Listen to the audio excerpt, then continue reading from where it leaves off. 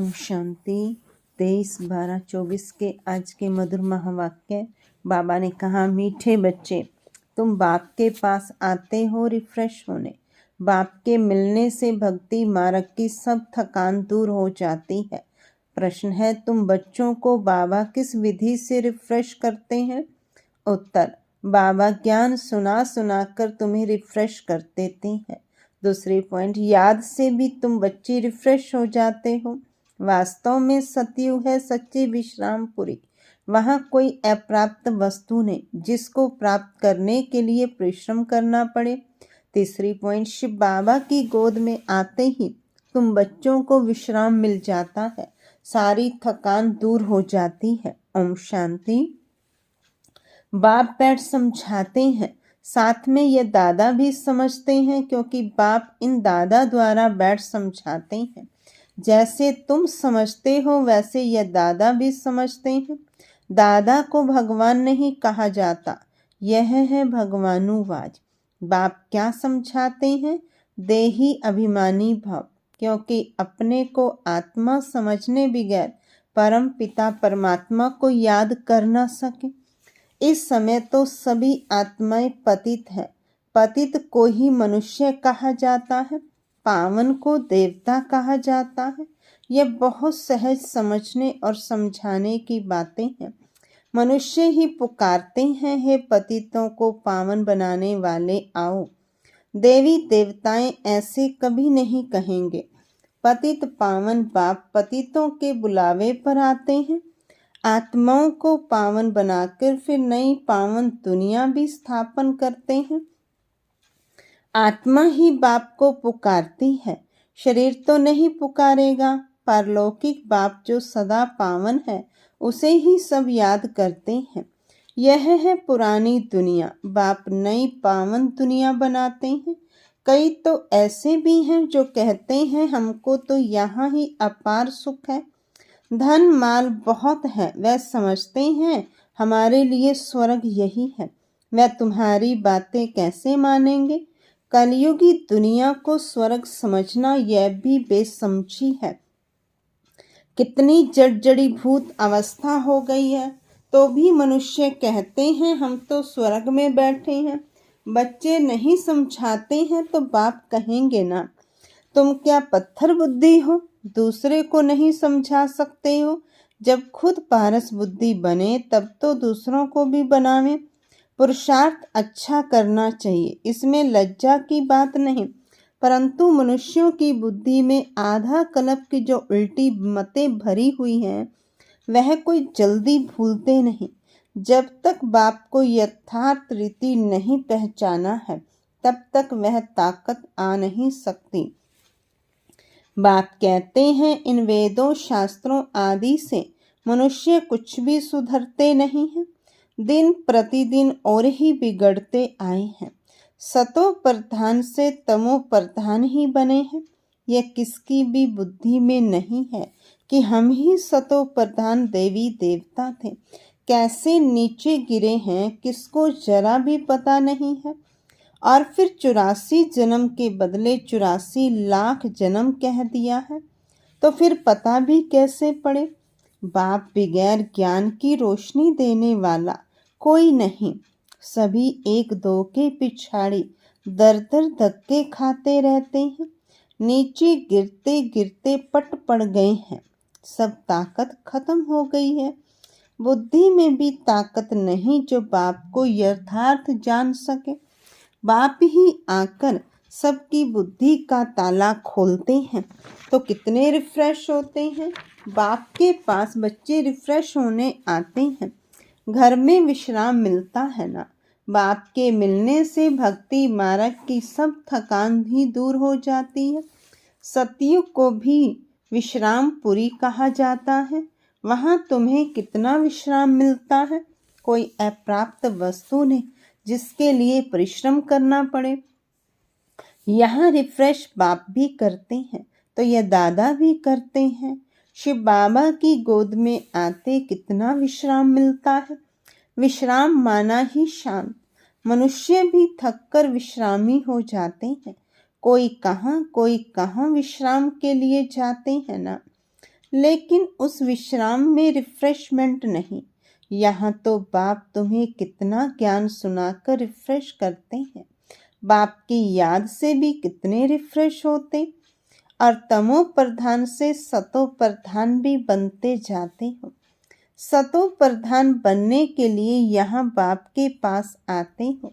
बाप कहते हैं, मीठे मीठे बच्चों, बाप को याद करो। बाप ने समझाया है कि सारे सृष्टि का चक्र कैसे फिरता है, सर्व आत्माओं को विश्राम कैसे और कहाँ मिलता है। तुम बच्चों का फर्ज है सबको बाप का पैगाम देना। बाप कहते हैं, मुझे याद करो तो इस वर्षे के तुम मालिक बन जाएंगे। बाप इस संगम युग पर नई स्वर्ग की दुनिया रचते हैं, जहां तुम जाकर मालिक बनते हो। फिर द्वापर में माया रावण के द्वारा तुम्हें श्राप मिलता है, तो पवित्रता, सुख, शांति, धन आदि सब खत्म हो जाता है। कैसे धीरे धीरे खत्म होता है वह भी बाप ने समझाया है। दुख धाम में कोई विश्राम थोड़ी होता है, सुख धाम में विश्राम ही विश्राम है। मनुष्यों को भक्ति कितनी थकाती है, जन्म जन्मांतर भक्ति से कितने थक जाते हैं, कैसे एकदम कंगाल बन गए हो। यह सारा राज बाप बैठ समझाते हैं। नए नए आते हैं तो उन्हें कितना समझाना होता है। हर एक बात पर मनुष्य कितना सोचते हैं, समझते हैं कहाँ जादू ना हो। अरे तुम ही कहते हो भगवान जादूगर है, तो बाप कहते हैं, हाँ मैं बरोबर जादूगर हूँ, परंतु वह जादू नहीं जिससे मनुष्य भेड़ बकरी बन जाए। यह बुद्धि से समझा जाता है। यह तो जैसे रीढ़ मिशन है। गायन भी तो है सूर मंडल के साय से। इस समय तो जैसे सभी मनुष्य रीढ़ बकरियां हैं। यह बातें सारी यहाँ की हैं। इस समय का ही गायन है। कल्प के पिछाड़ी को भी मनुष्य समझ नहीं सकते। चंडिका का कितना बड़ा मेला लगता है। वह कौन थी? कहते हैं वह एक देवी थी। ऐसा नाम तो वहाँ कोई होता ही नहीं। सतयुग में कितने अच्छे सुंदर नाम होते हैं। सतयुगी संप्रदाय को श्रेष्ठाचारी कहा जाता है। कलयुगी संप्रदाय को तो कितना छी टाइटल देते हैं। अभी के मनुष्यों को श्रेष्ठ नहीं कहेंगे, देवताओं को श्रेष्ठ कहा जाता है। गायन भी है, मनुष्य से देवता की ये करत न लागी बात। मनुष्य से देवता, देवता से मनुष्य कैसे बनते हैं, ये राज बाप ने तुम्हें समझाया है। उनको डिटी वर्ड, इनको ह्यूमन वर्ड कहा जाता है। दिन को सोझरा, रात को अंधियारा कहा जाता है। ज्ञान है सोझरा, भक्ति है अंधियारा, अज्ञान नींद कहा जाता है ना। तुम भी समझते हो कि आगे हम कुछ भी नहीं जानते थे तो नेति नेति कहते थे, अर्थात हम नहीं जानते। अभी तुम समझते हो हम भी तो पहले नास्तिक थे, बेहद के बाप को ही नहीं जानते थे। वह है असली अविनाशी बाबा, उसे सर्व आत्माओं का बाप कहा जाता है। तुम बच्चे जानते हो अभी हम उस बेहद के बाप के बने हैं। बाप बच्चों को गुप्त ज्ञान देते हैं। यह ज्ञान मनुष्यों के पास कहाँ मिल ना सके। आत्मा भी गुप्त है, गुप्त ज्ञान आत्मा धारण करती है। आत्मा ही मुख द्वारा ज्ञान सुनाती है। आत्मा ही गुप्त बाप को गुप्त याद करती है। बाप कहते हैं, बच्चों देह अभिमानी नहीं बनो। देह अभिमान से आत्मा की ताकत खत्म होती है। आत्म अभिमानी बनने से आत्मा में ताकत जमा होती है। बाप कहते हैं, ड्रामा के राज को अच्छी रीति समझकर चलना है। इस अविनाशी ड्रामा के राज को जो ठीक रीति जानते हैं वह सदा हर्षित रहते हैं। इस समय मनुष्य ऊपर जाने की कितनी कोशिश करते हैं। समझते हैं ऊपर में दुनिया है। शास्त्रों में सुन रखा है ऊपर में दुनिया है, तो वहां जाकर देखें। वहाँ दुनिया बसाने की कोशिश करते हैं। दुनिया तो बहुत बसाई है ना। भारत में सिर्फ एक ही आदि सनातन देवी देवता धर्म था और कोई खंड आदि नहीं था। फिर कितना बसाया है? तुम विचार करो, भारत के कितने छोटे थोड़े टुकड़े में देवताएं होते हैं। यमुना के किनारे पर ही परिस्थान था जहाँ ये लक्ष्मी नारायण राज्य करते थे। कितनी सुंदर शोभायमान सतो प्रधान दुनिया थी। नेचुरल ब्यूटी थी। आत्मा में ही सारा चमत्कार रहता है। बच्चों को दिखाया था श्री कृष्ण का जन्म कैसे होता है। सारे कमरे में जैसे रोशनी हो जाती है तो बाप बैठकर बच्चों को समझाते हैं। अभी तुम परिस्थान में जाने के लिए पुरुषार्थ कर रहे हो, बाकी ऐसे नहीं तालाब में डुबकी लगाने से परियां बन जाएंगे। यह सभी झूठे नाम रख दिए हैं। लाखों वर्ष कह देने से बिल्कुल ही सब कुछ भूल गए हैं। अभी तुम अभूल बन रहे हो। नंबरवार पुरुषार्थ अनुसार विचार किया जाता है। इतनी छोटी सी आत्मा कितना बड़ा पार्ट शरीर से बजाती है। फिर शरीर से आत्मा निकल जाती है तो शरीर का देखो क्या हाल हो जाता है। आत्मा ही पार्ट बजाती है। कितनी बड़ी विचार की बात है। सारी दुनिया के एक्टर्स अपनी एक्ट अनुसार ही पार्ट बजाते हैं। कुछ भी फर्क नहीं पड़ सकता। हो बहुत सारी एक्ट फिर से रिपीट हो रही है, इसमें संशय कर नहीं सकते। हर एक की बुद्धि में फर्क पड़ सकता है, क्योंकि आत्मा तो मन बुद्धि सहित है ना। बच्चों को मालूम है कि हमको स्कॉलरशिप लेनी है तो दिल अंदर खुशी होती है। यहाँ भी अंदर आने से ही हम एम ऑब्जेक्ट सामने देखते हैं तो खुशी तो जरूर होगी। अभी तुम जानते हो हम यह देवी देवता बनने के लिए यहाँ पढ़ते हैं। ऐसा कोई स्कूल नहीं जहाँ दूसरे जन्म की एम ऑब्जेक्ट को देख सके। तुम देखते हो कि हम लक्ष्मी नारायण जैसे बन रहे हैं। अभी हम संगम युग पर हैं, जो भविष्य में इन जैसा लक्ष्मी नारायण बनने की पढ़ाई पढ़ रहे हैं।